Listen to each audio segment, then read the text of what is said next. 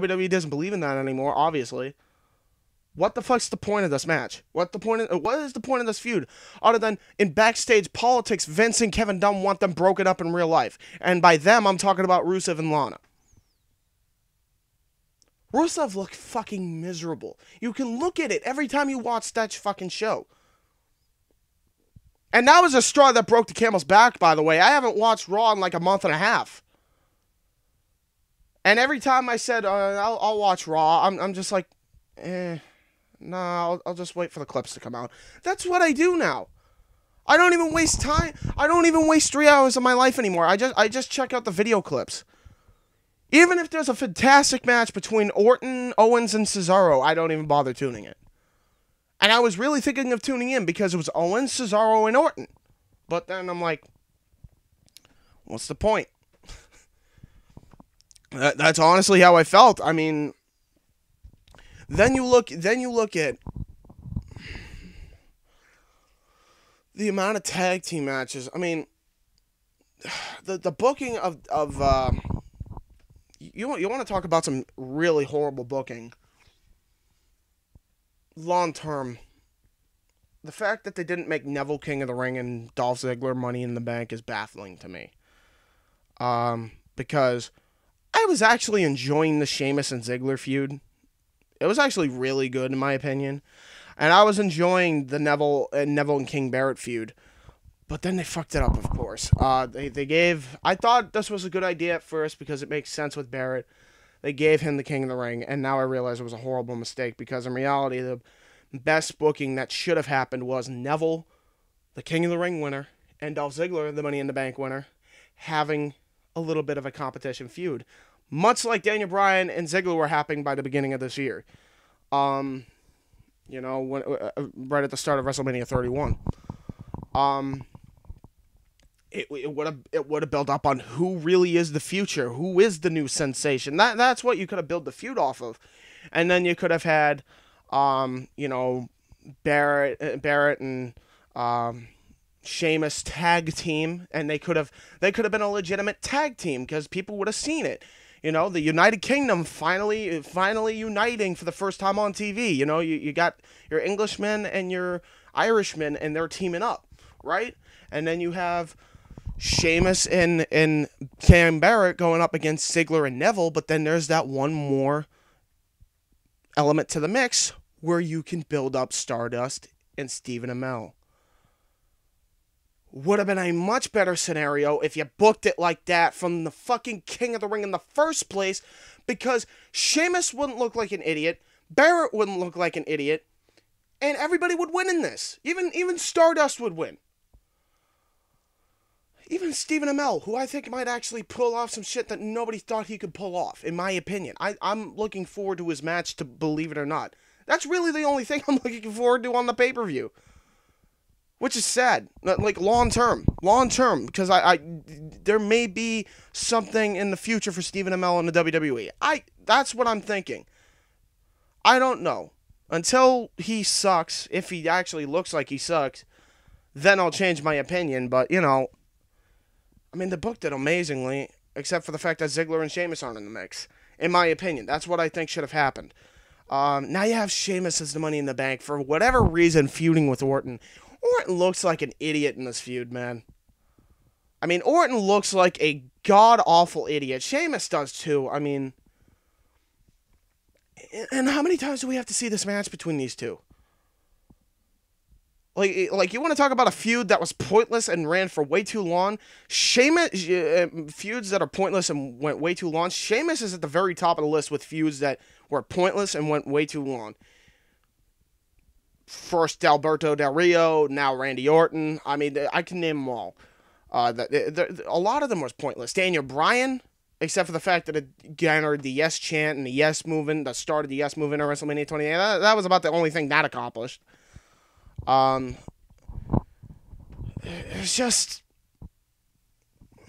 the only feud that was really noteworthy of his career was his feud with Mark Henry, sadly.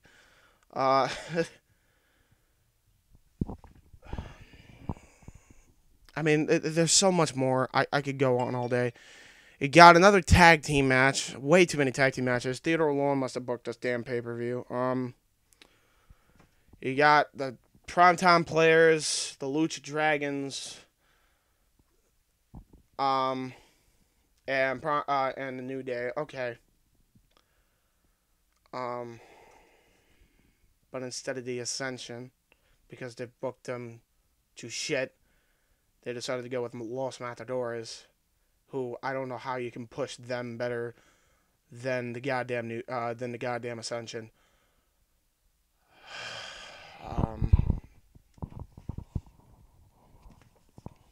I mean, I don't even know the rest of the pay-per-view. Quite frankly, I don't care. The only reason why I'm even watching it is because I'm going to my friend's house to have a SummerSlam bash so I can have fun with them, because I haven't seen them in like months.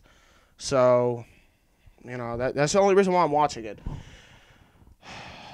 So, again, I don't even remember the rest of the pay-per-view except for the Cena Rollins match. It was, again, I've already made my case. Here's where we go to the championship match here. There is no long-term booking, in my opinion. I don't think there will be long-term booking anyway. It's pretty shitty. They made Rollins look horrendous. And they do this all the time when they have him in a feud with Cena. When they have anybody in a feud with Cena, I don't even think it's Cena's fault anymore. I think it's just the absolute fucking horrific booking. And what the hell is Cena gonna get out of this? Yeah, he'll get a 16 world title reign, but could you have at least booked Seth Rollins to be more legitimate, at least? You know, that's all we ask. You know, it's...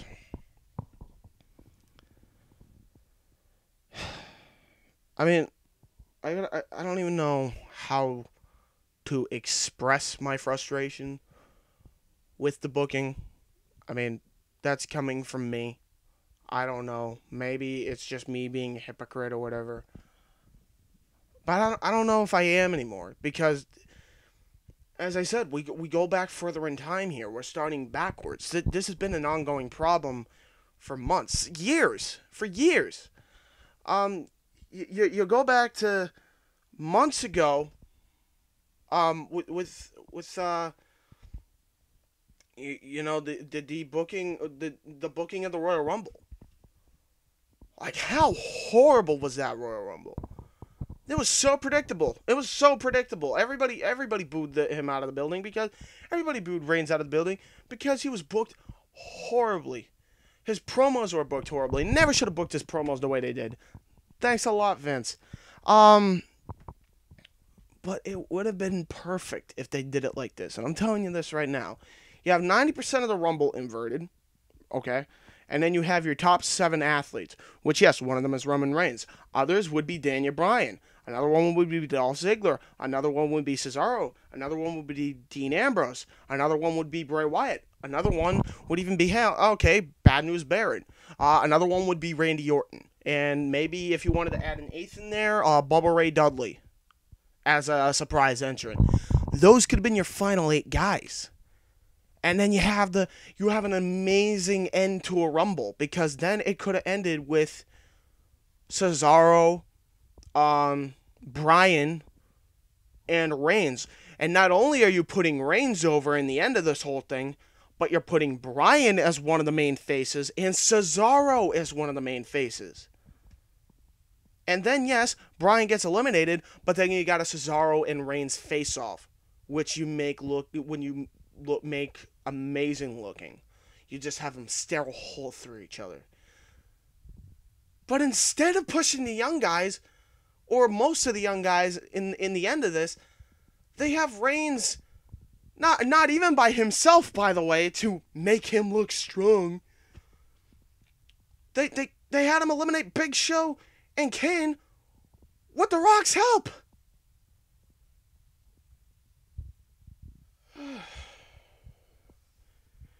And the only reason why the people popped when The Rock's music hit is because it's The Rock.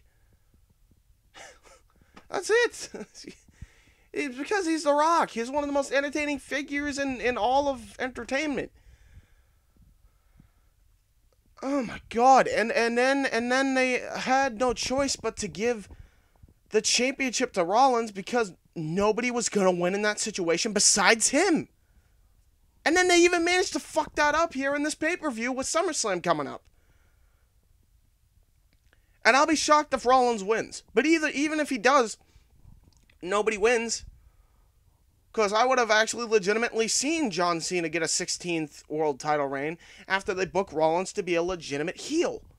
And it's not like he would have lost any steam, guys.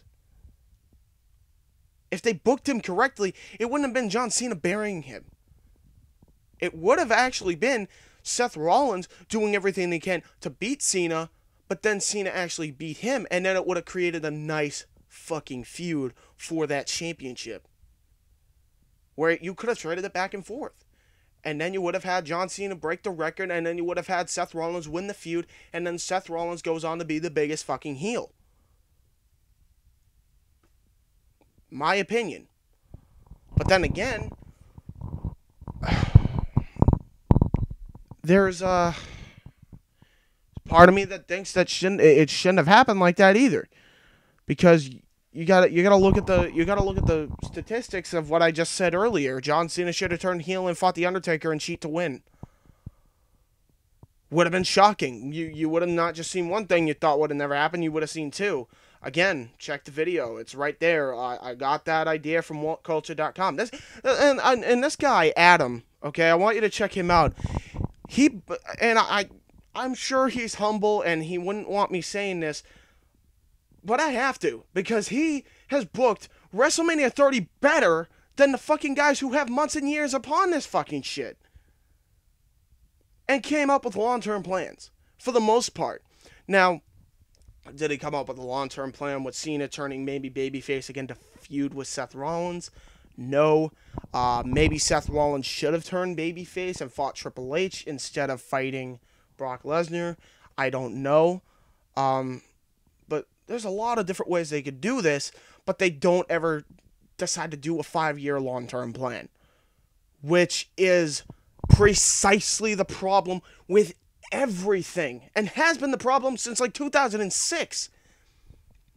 And the only reason why they survived for so long, from 2006 to like, I don't even know, say 2012, 13 even, like by the end of 2013, was because they had guys to keep the audience at an attention span to watch for the unbearing 3 hours.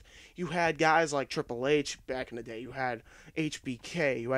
You had Orton when he was booked very amazingly, in my opinion. You had a lot of these guys just in an incredible booking sense, you know, and these guys were the main vocal point because they've been around for so long. But that was the problem.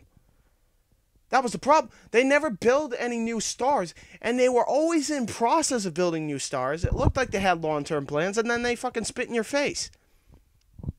Perfect example, Kofi Kingston.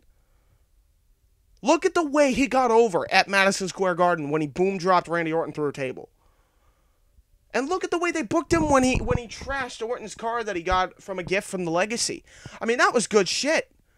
It looked like there was the start of a legitimate push for him. And then because he did one botch, his push is done.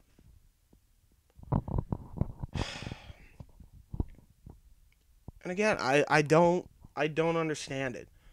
At the very least, they should have made him World Heavyweight Champion. And then let's talk about Ziggler. How many times did they drop the ball with this guy? My God. Jesus Christ. Let's look at the Nexus. Oh man, did they book this badly. Again, watch another one of Adam's videos right down there, how they should have booked the Nexus. You know? Perfectly booked, in my opinion. Look it down there. Hell, if this actually happened, John Cena probably would have gotten to the 17 title reigns a lot sooner and a lot more legitimate. Again, just watch it. You'll understand what I mean by that. I mean, it's stupid. It is stupid. The booking in this has been stupid for the longest time. WrestleMania 30, looking back on it now, was booked horrendously. Because instead of having the Shield in a squash match, you could have had them versus the Wyatt family in an actual match at WrestleMania.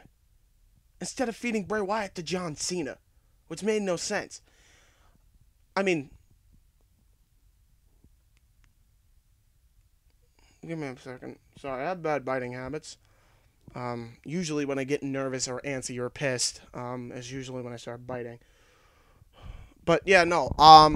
Again, it's stupid to me that they had a perfectly set up main event. They just put the wrong people in the wrong spots.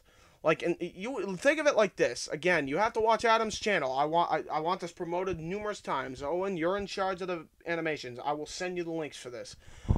Look on whatculture.com. Look at the playlist that is up here right now. He booked tremendously what should have happened at WrestleMania 30. Instead of Brock fighting The Undertaker, it could have been Brock Lesnar versus the Animal Batista. The Beast versus the Animal. And hey, as Adam says, and I quote, it's a match we haven't seen before. He's British. But anyway, yeah, no, it is a match we haven't seen before, and a lot of people have been asking for the Beast versus the Animal. So you would have been able to perfectly set it up like that. You would have been able to perfectly set up a heel John Cena turn by having him fight The Undertaker and cheating to win. You would have been able to have the Wyatts versus the Shield, and then you would have had Daniel Bryan versus Randy Orton, who have had amazing matches in the past, close out or be the second main event of the show or something, because maybe you need Cena and Undertaker for the main event for the shock value, like they did with Austin's heel turn, which, as we've seen, maybe it even goes back to 2001, it had no fucking payoff.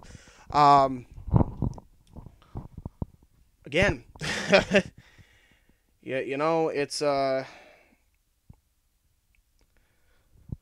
some shit booking, man. I mean, again, as I said, it's just,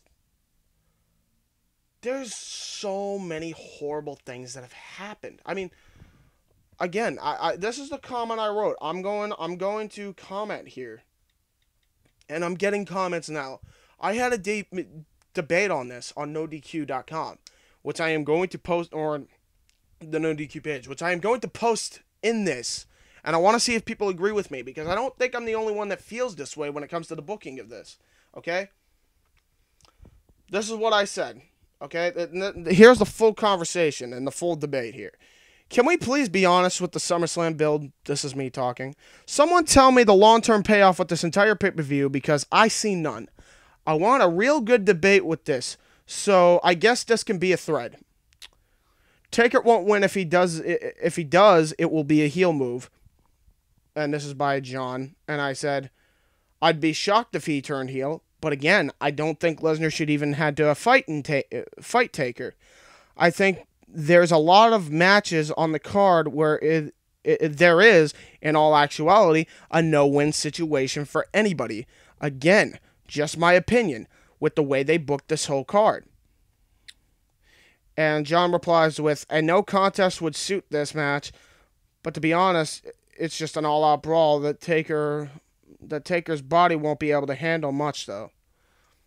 So, again, what's the long-term payoff when you're having a 50-year-old man fight a 40-year-old man who is a former NCAA champion, a WWE champion, and UFC heavyweight champion, and beat some of the very best in the world to get the UFC heavyweight title? I don't know, just me. And even though it should have happened, beat the Undertaker's streak in the first place. So why the hell would he come back to try his fair Lesnar? Again, was it booked amazingly? Yes, the hypeness is there, but stupid. Sorry, I'm gonna move into the kitchen because I was kicked out of the room I was in. I guess I don't understand it, and nor will I ever. But anyway, continuing with my point here. I'm probably going to post this on both my channel and Owen's channel here.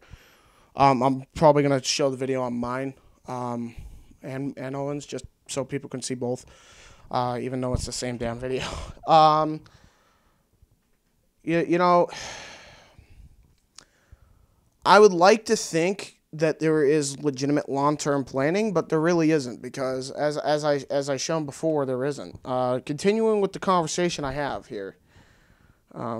As I said, Tell that to the 15 men who on the writing staff who book Reigns horrible and Batista horribly in 2 different Rumbles.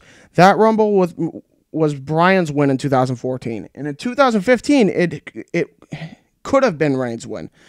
But they didn't make Ambrose, Sheamus, Ziggler, Wyatt, Cesaro, or any of the other young guys strong. Again, I didn't see the payoff in the Rumbles, just like I'm not seeing the payoff in this pay-per-view. SummerSlam, I'm referencing. Richard says, as long as fans like, you keep watching no matter what. They don't need a long-term plan. Really, because the fans definitely say otherwise when it came to the 2 Rumbles. I reply with, Richard, think of it like this. You say it's unpredictable now, but wait until they disappoint you by creating something predictable or demoting a guy like Owens, Bray, Ambrose, Rollins, etc. just on booking alone. You're going to look back on what I said. Again, not trying to be a self-conceited bastard here, but I really think this has absolutely no payoff in the long haul. And that's not true. He says that that I'll keep watching no matter what. Like, I'm the fan here, and this is what I said. I just said it on this video. Their ratings are actually going down, believe it or not. Their ratings were at 3.1 a week ago. Their ratings this week was at the 2 million mark. That's bad. And as far as it being entertaining, that's not true. I haven't watched Raw for a month and a half because most of the shows have been so bad. I wait for clips to come out on YouTube to see what the hell happened when it comes to shit I actually care about. And that's it. And Richard says, I can't be disappointed. I don't get my hopes up for the WWE to deliver a consistently good product. Okay, so you just added to my point there. The product has been shipped for a long time, and if it wasn't for the WWE throwing away pay-per-views for $10 a month, I wouldn't be watching it. I haven't watched Raw or SmackDown in over a year. If it's not on the network, I don't watch it. Thank God for old pay-per-views, Raw, SmackDown, ECW, and WCW. He's talking about the brand pay-per-views when it comes to Raw and SmackDown. You're 100% correct, says Jack.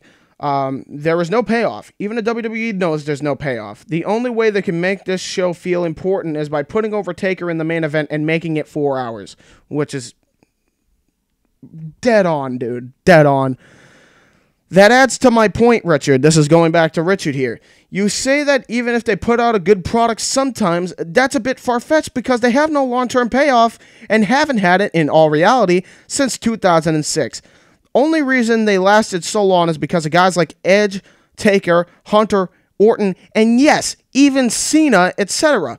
have had feuds of the year and matches of the year right up until a lot of those guys kind of just became part-timers. Who do they have left? John Cena? The only reason they succeeded in 2011, which I just stated, was CM Punk opening his mouth about the politics on live TV and becoming the second biggest star in the company. Let's look how that fucking turned out too. Again, great job, WWE staff. Now what do you have? I want everybody to listen to this clearly here, because I'm going to go into this here. Rollins, who's booked poorly. Ambrose, who's booked poorly. Reigns, who's booked poorly. Wyatt, who are booked poorly. Owens, who is getting booked pretty poorly now. Cesaro, who has been booked poorly numerous times, and they will probably book him poorly after his feud with Owens. Lesnar's going to be most likely booked poorly now, when, in my opinion, he shouldn't have even broken the streak in the first place because he didn't necessarily need it. Then you got the Lucha Dragons and the Ascension, who were booked poorly. All 3 members of what I like to call the shit day are booked poorly. Hell, I can't believe I'm saying this, but even Orton and Cena are booked poorly now. The entire effing roster is booked horribly because Kevin Dunn doesn't know the difference between long-term planning and the shit he took in the toilet. And Jack, thank you. You get my point. Richard, think of it like this. If people were truly invested in the network, it would be because of the future. But because of the booking nonsense, There really is no future, in my opinion. It's very gloomy and dark when you return, or when you get to the main roster. That's why I watch the network for free. I don't even pay for it. I don't pay for it. Keep this in mind. I don't even pay for the network. I get it for free because Owen gave me his account. Thank you, Owen, by the way. In case I actually want to check out something old.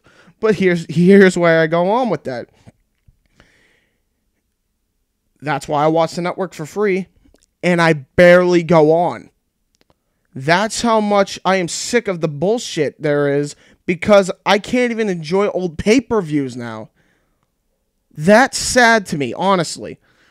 Am I the only one who feels this way? If not, speak up now. And these are new comments, by the way, so I'm gonna read this. The only matches that will have any payoff whatsoever are Arrow and Neville versus Barrett and Stardust, because it will get mainstream attention. Wyatt and Reigns and Ambrose, in case one of them turns heel, please not Ambrose. And Cena versus Rollins if Sheamus cashes in and wins. Ugh. And even then, what would be the point of Cena's entire title reign? Or Rollins' entire title reign? I'm going to say Jack and our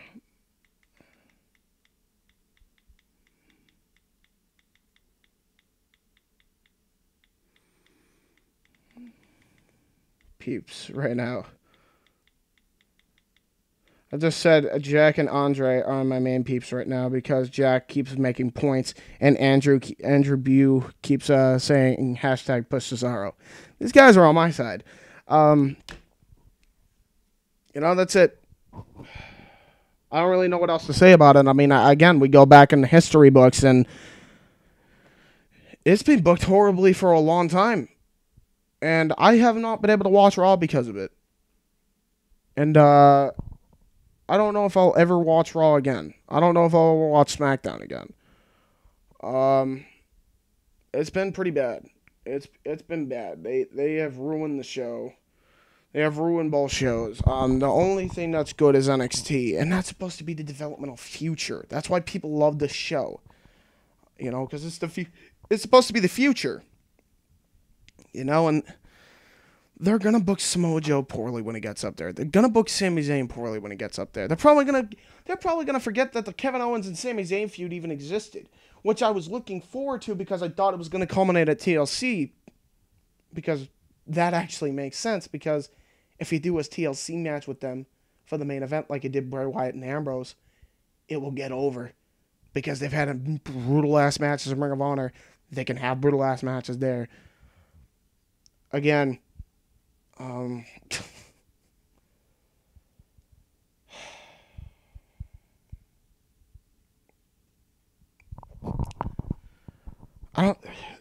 don't see any hope, man. I really don't. And it's hard to watch NXT now, thinking about it, because it's not like they don't do a good job. They do a phenomenal job. Triple H does a phenomenal job with that organization. He has his moments, but it's not like it's horrible. You know what I mean? I think the only mistakes they've really made is the Bull Dempsey character and the fact that Soft isn't the number one contenders. I think that's it. In all reality, I think that's really it. That's all it is, And they have an amazing tag team division.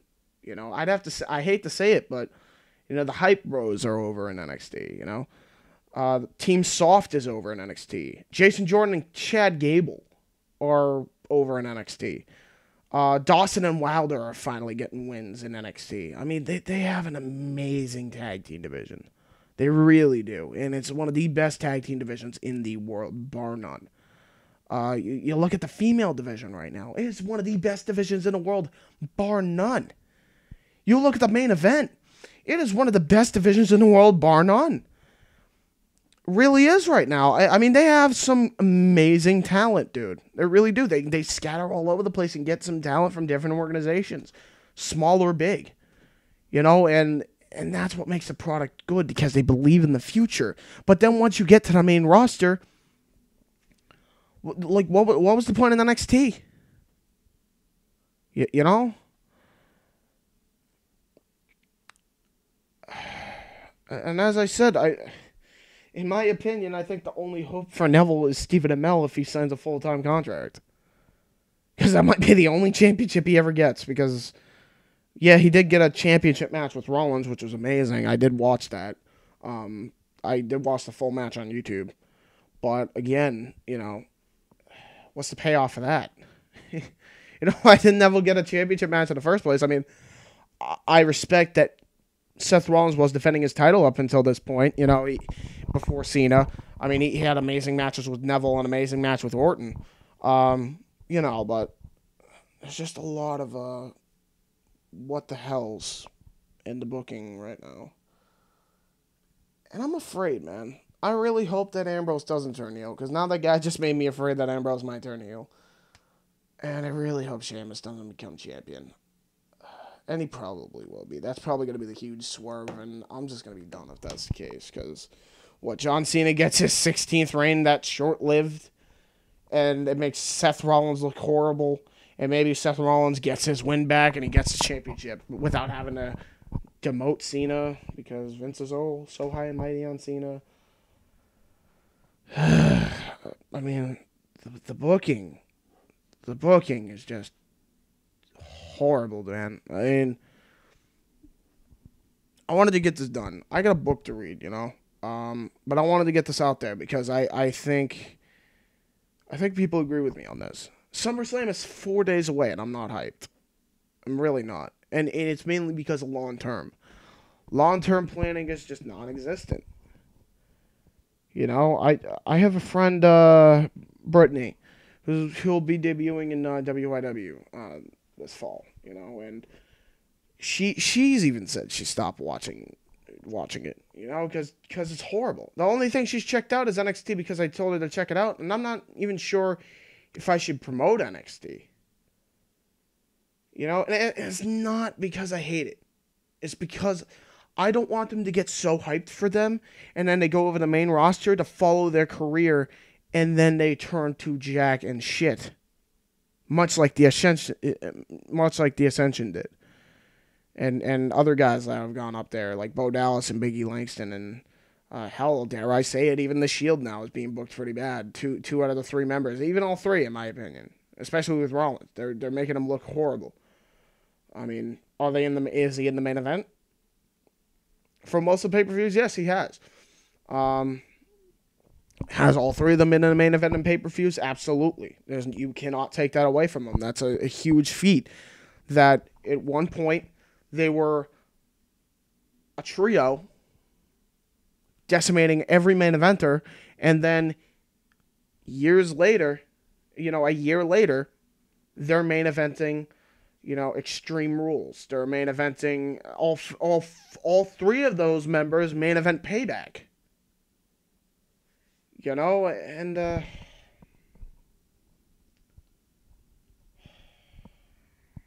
it's just, there's not much else to say. I kind of covered everything here. I mean, I want to say there's more, and there's probably is going to be a lot more. There's probably going to be another video of this eventually, because once SummerSlam's over, I review it, and then I'm going to get up disappointed reviewing it. I probably, if all what I'm saying is happening, whether Sheamus cashes in or Cena just wins and Sheamus doesn't cash in until the night before or whatever, or Brock Lesnar loses, and this is what it's looking like, and it's just gonna be a really disappointing pay-per-view. And when it happens, man, I'm drained. I won't even be able to watch pay-per-views anymore, man. Like, that's how bad it will be. Like, it's gotten even worse over time for me, because I've watched every single pay-per-view up to this point. I used to watch Raw consistently every week, right up until what was it? Last November. Last November was the last time I watched Raw on a consistent basis. I didn't even watch the rest of the show. I turned my TV off. Mike saw me flip out, by the way, which I'm not even gonna bring him down to explain that. But yeah, I know I raged. I remember that too. I remember that like it was yesterday, man. That was when they were building up Ryback to be the fucking BDBD, and oh yeah, I'm gonna fake being heel, but then I don't like being told what to do, so I'm face again. Yeah, that makes so much sense. I was done right there because I knew he was gonna double cross them. They teased Cesaro to be a part of it, and then they didn't, and then they had him on the pre-show,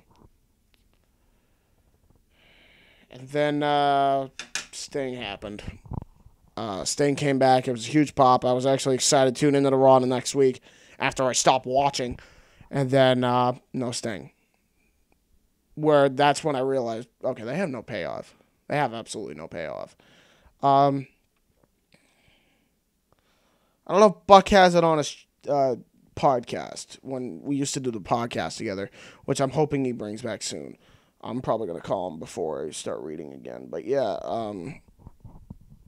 I rage on it. If I can find it here and give it to Owen for the link, you can check my rant out on that on here. That's when I really realized that there is no long-term booking, and their production value really has been bad, dude. And I really want people to realize that. Like, realize that for a minute. All their stages are the same now, except for SummerSlam and WrestleMania. That's it. Like, they used to have stages different for every pay-per-view, and now it all looks the same, dude. It looks the same. Except for the graphics. Okay, so the graphics, you don't think we're going to not notice that? Again, it's really bad. It's upsetting, it's very upsetting. No reason for all this, and there's just a lot of things where, as I've seen on YouTube, fans can do so much better. I mean, I'm not gonna promote everyone on here, but look them up on the thing. Our channel right here, Owen's channel, my channel, RVD Tito for life. Bill and Doug. Look up all their videos. They're on point with everything. Look up What Culture. Look up all these things. Look at Wrestling with Regret. Look up all these guys. Look at Sean's View Entertainment. Look at Buck's channel, Wrestling Plus One. There's a lot of different channels out there where if you listen, look up TV tracks too. Look up TV tracks with wrestlers who have booked stuff better. Look at Jericho's podcast, Stone Cold's podcast. There's a lot of stuff out there where they have booked stuff better. Yet they, as I said before, they continue to have these NBC writers and Hollywood writers or whatever, ex Hollywood writer, whatever, there. And I don't necessarily understand it. Why? I can understand if it was for the Arrow or whatever, for Stephen Amell and like other celebrities, man. But for wrestling in general, you should, in all actuality, you should only have one Hollywood writer, and that guy shouldn't even be the main writer. The main writer should be the one who have been in wrestling for years and transcend to sports entertainment, okay? Guys like Paul Heyman, who made SmackDown the #1 show over Raw. Here's another thing. I don't know if anybody remembers this, but it was confirmed on an episode of Raw that was one of the best shows that they've ever built up, which I think was like before WrestleMania 30, a few weeks before WrestleMania 30. It was written by Paul Heyman and Dutch Mantel, a.k.a. Zeb Coulter. This is where you need to really take a hard look at your writing team and be like, okay, maybe we should keep one of these guys, one of these Hollywood writers, but not make him the main vocal point. Maybe we should give the reins to guys like Heyman, guys like Dutch Mantel, guys like Jim Cornette, and have a bunch of different opinions here. Because here's the deal. In my opinion,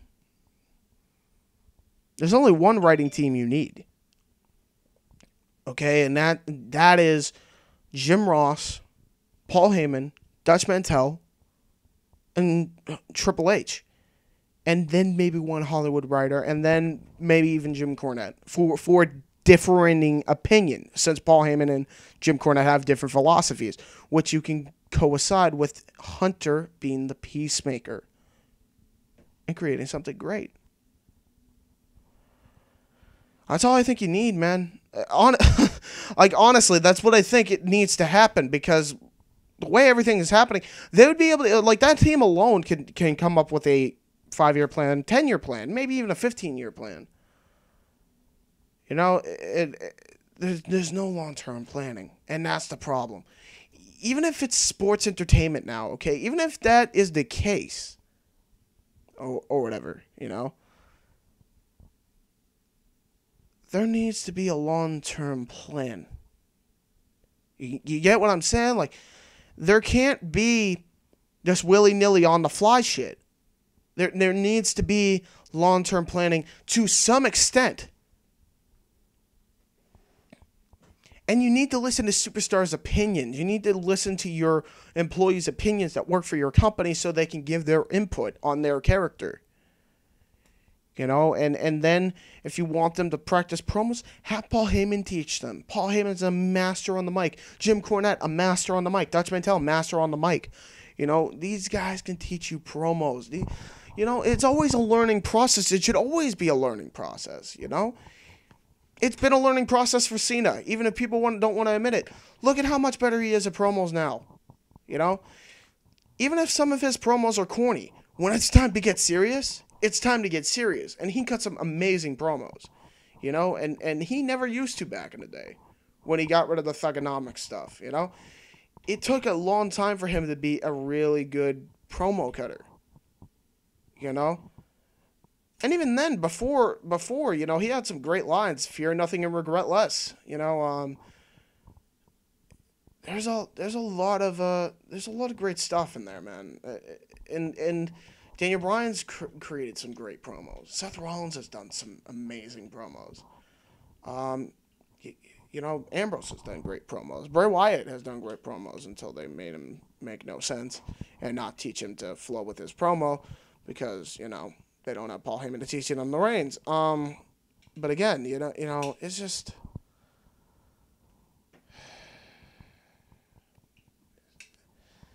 I don't know. I guess there was a lot more than I thought. Because I'm still going, and it's been almost near an hour.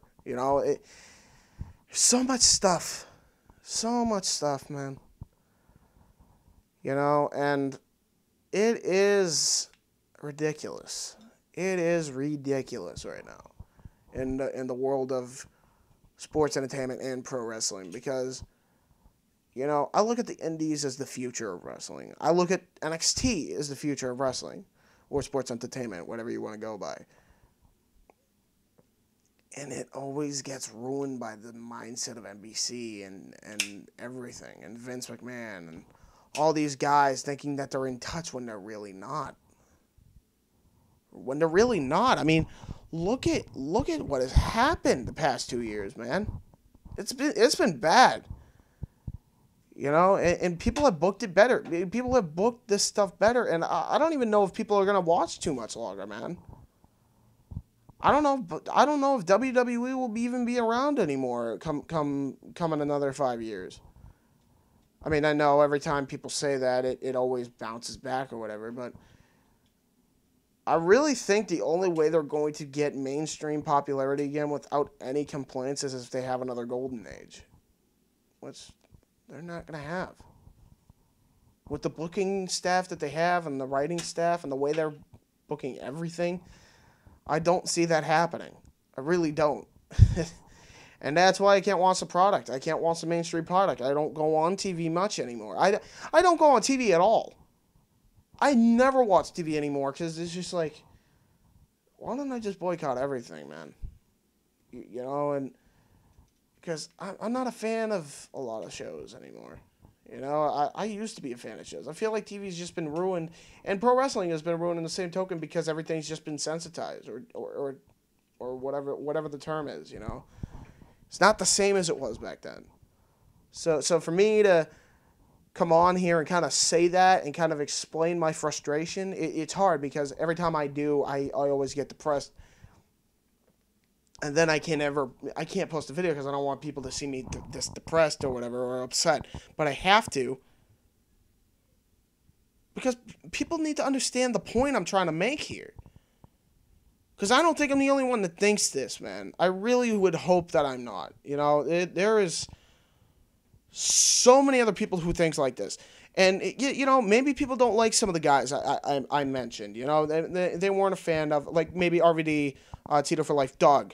You know, he wasn't a fan of the Nexus. He never was a fan of the Nexus. That's fine. You know, maybe some people were just not a fan of John Cena, even though I put him over to some extent, which is fine. You know, Tyrone Magnus doesn't like John Cena, but, you know, some people don't like Batista and haven't liked Batista for a while, but they admit that he was over the shit and they should have booked him better. You know, and these are opinions, but the bottom line is, regardless of what your opinion is, you cannot deny the fact that for the past 3 years, at this point, there has been horrible booking. Horrible. Nobody can deny that with me. Nobody can. I know I'm right. Because I'm saying it. I could do a better job. There are fans on YouTube that can do a better job. And that have done a better job. And have put thoughts in our minds like, wow, this is a great storyline. Why didn't they go with this? You know,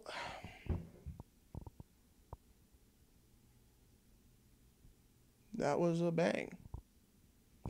Someone banged upstairs. I don't know why. But again, you know, it's I don't know. Tell me if I'm wrong right now. I want to know every opinion. I will post this tonight on every wrestling page when I'm getting done with reading my book that I need to read. I will post this on every page. You know, I'll post it on No DQ. I'll post it on my Weymouth Youth Wrestling channel. I'll post it on Master Wrestling Corner, whatever pages I'm on. I'll post it on Solo Master Sounds Off. Every page. I really want to get an opinion here. I want comments down below in the YouTube section. I want somebody to tweet me at jhebertside95. Do anything. Send me tweets to see if you agree, disagree, and come up with a debate. Because I really want to know. I just want to know if I'm the only one who thinks this way. I'm begging people here, if you stuck with me for this long, we are now at 59 minutes, and we're about to go an hour here, which is, I'm probably going to end precisely at the hour. You know,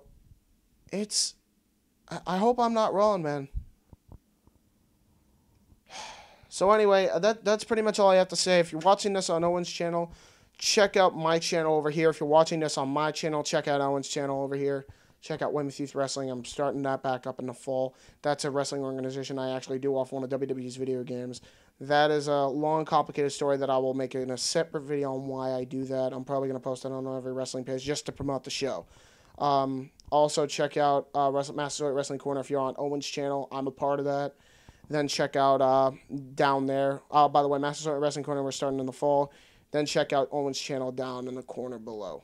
And until then, guys, I'll talk to you next time. Peace out.